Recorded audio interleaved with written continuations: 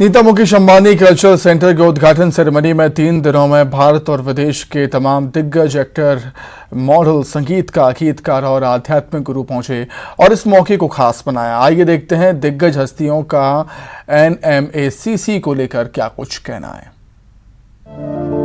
रघुपति राघव राजा राम, पतित पावन सीताराम। 31 मार्च यानी वो दिन जब भारत के पहले मल्टी आर्ट सेंटर का आगाज हुआ।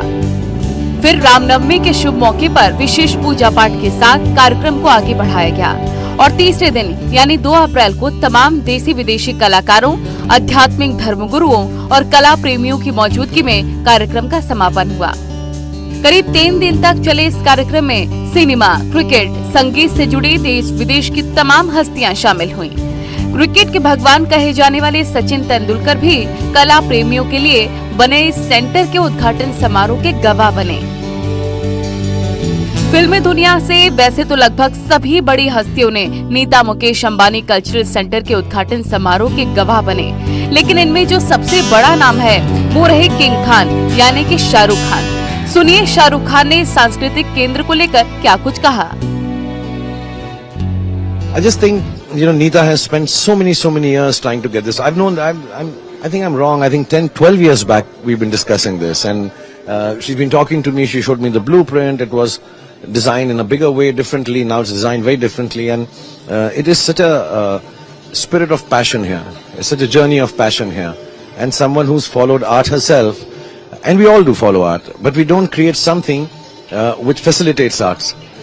So yeah, I'm also an artist. So many of us are artists, and she's taken time out, she's taken resources out, and she's put it into a place where it's going to facilitate arts even more. Cultural centre के आगाज के दौरान बॉलीवुड अभिनेता आमिर खान अलग look में नजर आए।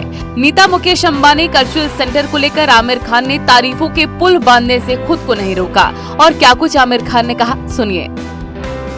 How does it feel to be here tonight, one of the first among anybody to come and witness this spectacular evening? Well, I'm most excited, since Neeta and Mukesh had told us about this very special theatre that they've been making.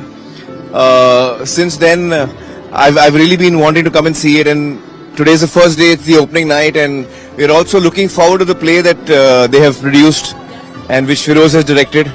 So it promises to be a real spectacle.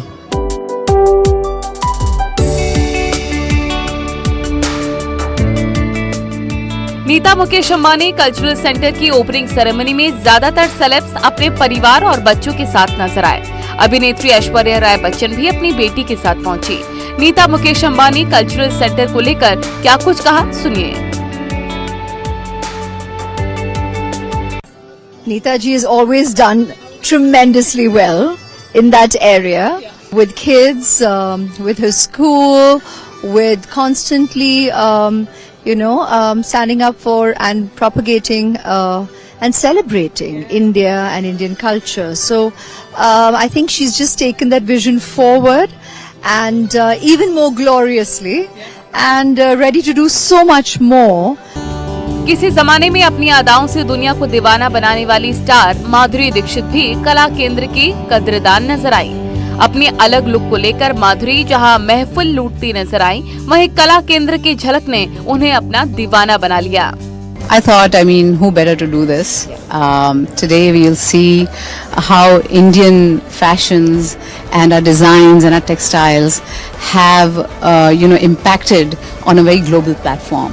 And I'm very excited to see that because a lot of designers are going to, showcase their talent here, and I'm looking forward to that.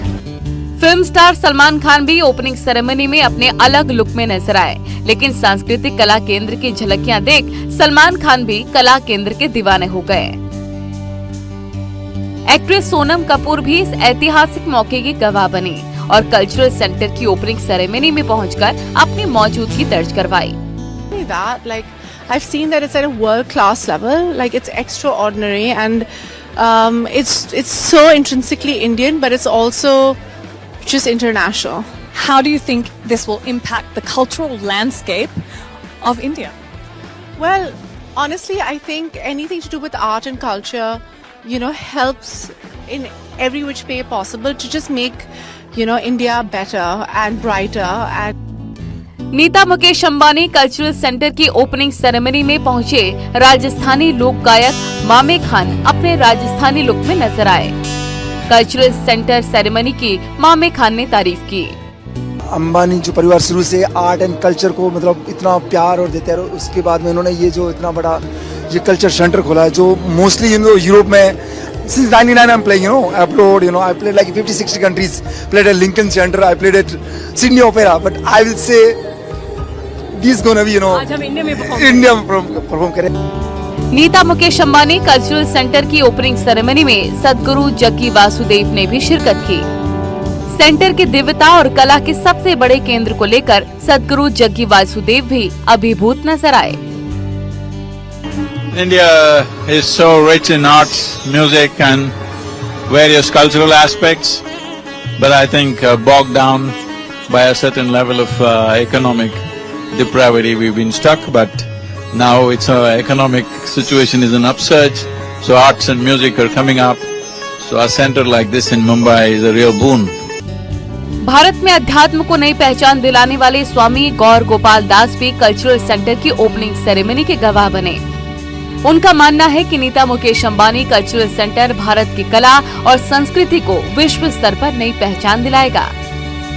By galvanizing all the creative community and bringing them together, it's so beautiful because people from different states of India, people from different backgrounds coming together to showcase their traditions, their culture, and of course providing so much employment, providing so many opportunities to artists. Beautiful. Nita Mukesh Ambani cultural centre को जिस तरह की लोकप्रियता और प्यार अभी से मिल रहा है, इस कला केंद्र में जिस तरह की सुविधाएं और विजन के साथ इसे लॉन्च किया गया है, उससे एक बात साफ है कि आने वाले दिनों में ये भारतीय कला और सांस्कृतिक क्षेत्र को यहाँ से एक नई पहचान मिलेगी। संगीत, कला, फैशन, नृत्य और गायन सहित हर विद्या को यहाँ मंच मिलेगा, ताकि भारतीय कला को वैश्विक मंच से जोड़ा जा सके। Bureau report, news 18। Raghupati Raghav Raja Ram, पतित पावन सीताराम। बुलेटिन में इतना ही। नमस्कार।